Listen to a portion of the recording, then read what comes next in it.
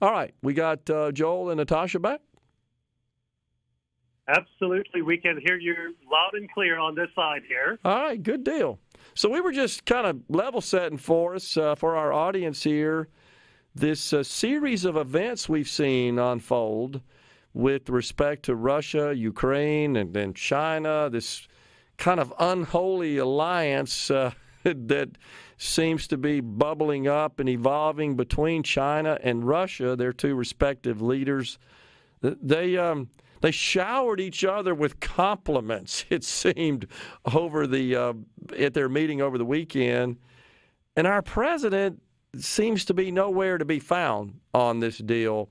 And then you got the situation bubbling up in the Balkans as well. So help us understand all this and unpack it for us.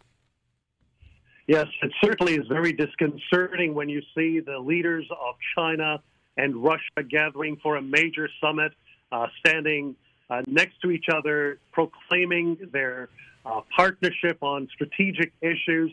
And at a time when the ICC, the International Criminal Court, basically issued a warrant on war crimes, basically against President Vladimir Putin.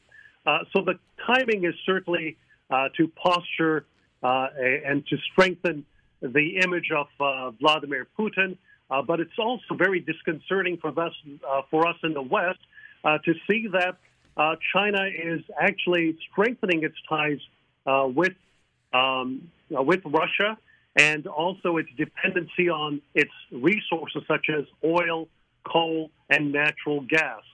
So there is an interdependency going on there, and it's dangerous for the West to see this taking place at this stage here.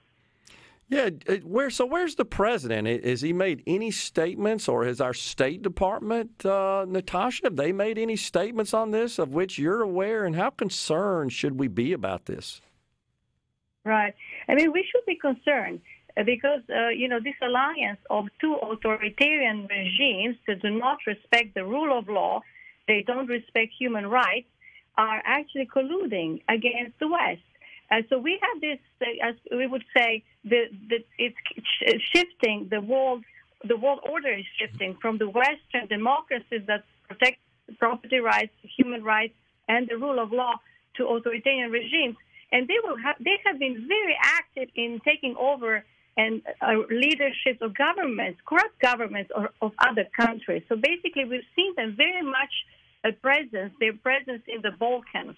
We have been warning our legislators about it because for perhaps 15 or 20 years, Russians are increasing their presence in the industry, in the banking industry, in infrastructure, together with Chinese, actually. Mm-hmm. So, for example, there was a bridge that was built in Croatia, some $400 million worth bridge to nowhere, which wasn't supposed to be built because it really doesn't have any economic rationale, but it was funded by the EU funding. So EU taxpayers pay China's state-owned company to build a bridge to nowhere.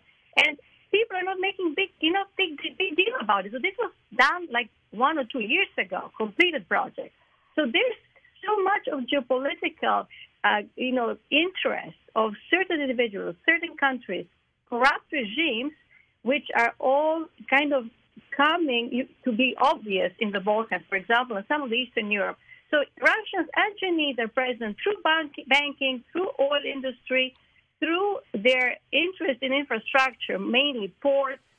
So any kind of, projects that are crucial for moving goods, for even, certain, let's say, ports are also known for organized crime networks that are using the ports to bring drugs from Latin America, where this another threat, which is actually superseding other threats for America, fentanyl, coming. 90% of fentanyl in the United States is coming from China. So China is using also now European ports to take over certain trades, meaning it's very complicated.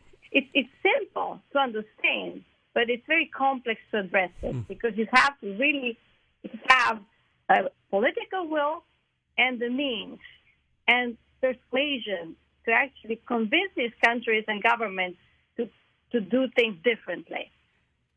So what about this presence, Joel, of Russia in the Balkans. How concerned should we be about that? What does that mean to the EU, to the United States? The president of Russia has been involved in the Balkans for some time now. They have been certainly backing Serbia on a number of initiatives, both in investments. But over the years, we have seen significant number of oligarchs investing in places like Croatia on the Adriatic coast, in places like Rijeka, Opatija, Dubrovnik. So all these villas on the islands are certainly, the funds are coming from these oligarchs, and they are connected to Vladimir Putin. Yet, these countries like Croatia, which is a NATO member, keep that in mind, they're a NATO member, supposedly to be on our side, are not doing anything to address this issue. And China moving in as well. So you see, these very corrupt countries that are part of NATO today, which should really raise greater concerns for all our U.S. senators and members of Congress, that we are colluding with some of these very corrupt regimes that are now in NATO. And to just the position that what you asked us is what is Biden administration doing? So basically, when you compare it to Trump's administration, Pompeo was in the forefront, actually, working with these countries and prohibiting them, or actually, putting a leverage. Do not engage Huawei, for example, communication company that was really taking over telecommunication markets of these countries. So basically, NATO countries would have Chinese company control, basically, telecommunication infrastructure. So Pompeo and Trump's administration was on top of it. And they dissuaded, and really successfully dissuaded, some of these countries to reject certain Chinese state-owned companies from entering, very strategic markets. But at this stage, we don't see anyone doing anything from the, Biden administration in the Balkans and Eastern Europe. We're up against a break, but and we can have you guys back if you can stay through the break. But before we go, I'm going to ask you this question and let you think about it. Is to what extent do you think what unfolded in Afghanistan with our exit, America's exit from that country, to what extent do you think that emboldened Putin is emboldening China and our most ardent foes to sort of join up, in the case of Putin, to invade a sovereign nation and start claiming territory? Think about that on the break, and on the other side of it, we'll get your thoughts on that. We've got Joel and Natasha from the International Leaders Summit, also host of America's Roundtable Radio Program. We're coming right back. Joel and Natasha, host and co-host of America's Roundtable Radio Program, co-founders, International Leaders Summit.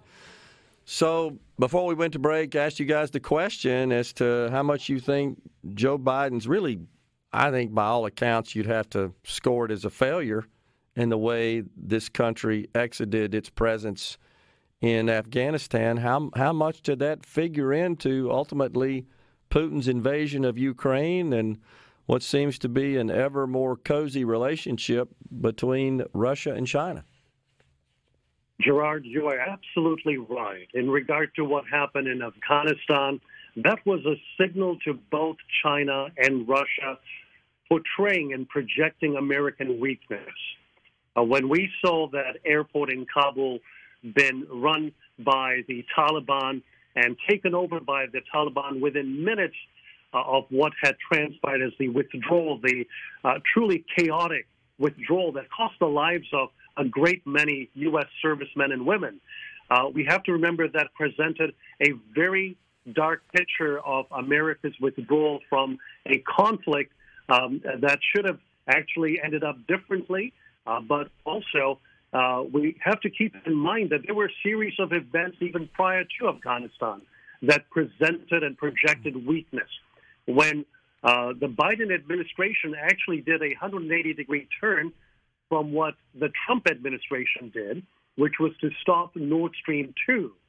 We have to keep in mind that the Trump administration put a halt to Nord Stream 2. When the Biden administration came into power, they actually released it. And so that was giving the wrong signals and actually emboldening Putin. So we were cutting back on our natural resources and our energy production. and therefore creating greater dependency for Europe to be dependent upon Russia. So on every step of the way, the Biden administration actually, in a sense, gave way to what we see today, the debacle, not just only in Ukraine, but in other parts of the world. And from day one, this president has really attacked the oil and gas, the fossil fuels industry in this country, which, of course, has led to a constraint of supply and an increase in the price of oil, which is playing into Russia's hands. It is essentially their source of income to finance their war efforts. That's right. I mean, they are financing their war efforts to the gas they deliver to us, to America and to Europe. And they did it so strategically. Basically, they started building this Nord Stream pipeline knowing that that earlier pipeline went to Ukraine. So if they could diversify the transport of oil, they don't need Ukraine and they can attack it. So, I mean, it's Russia has been thinking about this for a longer time. And this change of administration played into Russian hands. So, with us, really reducing fossil fuel exploration and consumption, as you said, we let them get higher price for the oil, with which they're funding the war efforts. Yeah. So it is, it's so bad. And another thing that we also, to think about how Russia actually is growing in influence. They've been, as I said, in the Balkans. They actually laundered money to the largest food manufacturer and grocery chain in the entire Balkans, which they then took over. So before the war, they were owning some 50% plus of this largest food chain with water sources in the Balkans. Having such an influence, so basically these assets were frozen in the meantime, but there were attempts to cash in on that assets recently. It was stopped for now. But we see them coming through the building infrastructure, Russians and Chinese, and it's dangerous. So we have to be more involved. What do you think is the prevailing attitude of the Russian citizens vis-a-vis this war? Do they support it? Did they support Putin? Do you think they're being told the truth? Are they behind this? Right. So I think you have those that are close to the regime that support it. Then you have probably average individuals on the streets that are smart and aware and see how media propaganda is working to portray this as a rescue operation. They weren't even supposed to be calling it a war. People that called it a war were sometimes arrested and put in jail. So it's an authoritarian regime. People are afraid to say the truth.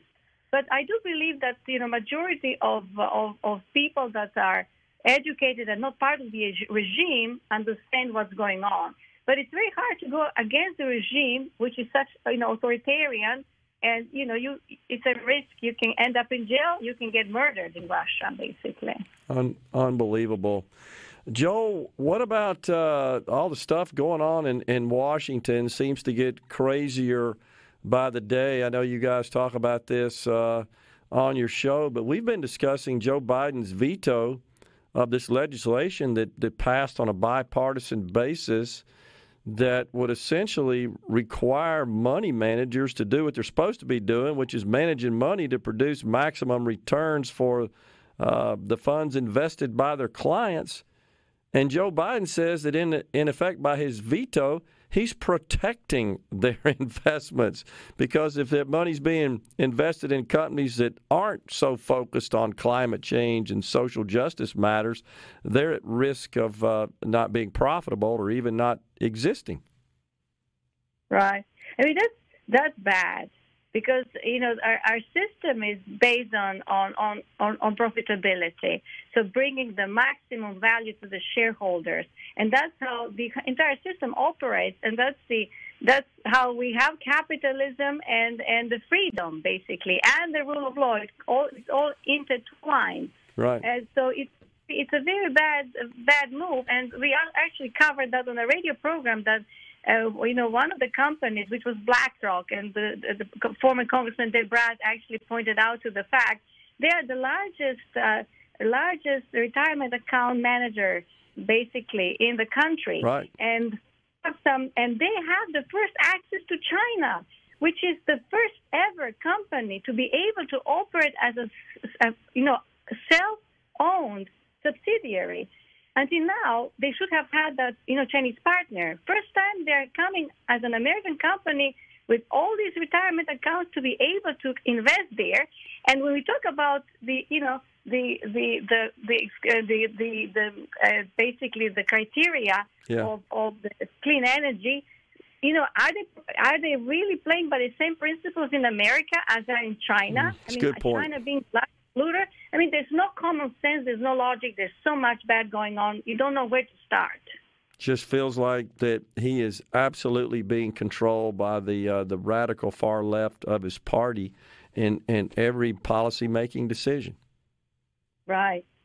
Yeah, there really ought to be greater accountability and engagement by citizens. So when a citizen taxpayer looks at Washington, they say, well, we'll leave that to members of Congress, we'll leave that to senators to address that. But I would really like to share this with your listeners, with those that are really engaged citizens, is the fact that America's national debt in just some 7 years will be nearly $50 trillion. And that debt, if we place that on each individual taxpayer, amounts to $287,000. Right. That's a debt that every taxpayer carries. So we cannot continue this. This is unsustainable at every level, from the debt and deficits issue, from the manner in which the Federal Reserve is intervening in our economy by pumping so much money and now raising rates in such a manner that has really affected a great number of banks in this country. So this banking crisis, inflation, it stems coming out from the Federal Reserve Bank and, of course, the mismanagement of some of these larger regional banks as well. But as you pointed out earlier, Gerard, is the fact that the left, the progressive far left, with its green agenda, and you look at SVB Bank's deposits and where they came from as well, that is also another concern that we have raised as well on America's Roundtable. And another point you probably mentioned earlier, we haven't heard it, from you, but there's obviously evidence that Biden's family received some $3 million from China state-owned company. So when you think, what are they saying? What is the administration saying to China in all these cases? How could they? Totally compromised. Totally compromised. It's ridiculous. Can't be objective in your policy making when you're compromised by our most ardent foe, in my view. Joel, Natasha, good to talk to you guys. Appreciate you joining us today on Middays. Keep up the great work. We'll talk to you soon. Thanks. Thank you very much. And tune in on Saturday morning at 7:30 on SuperTalk, Mississippi. We have a special guest, your next door billionaire this Saturday. Sounds great. We're coming right back with more here from the Element Wealth Studios.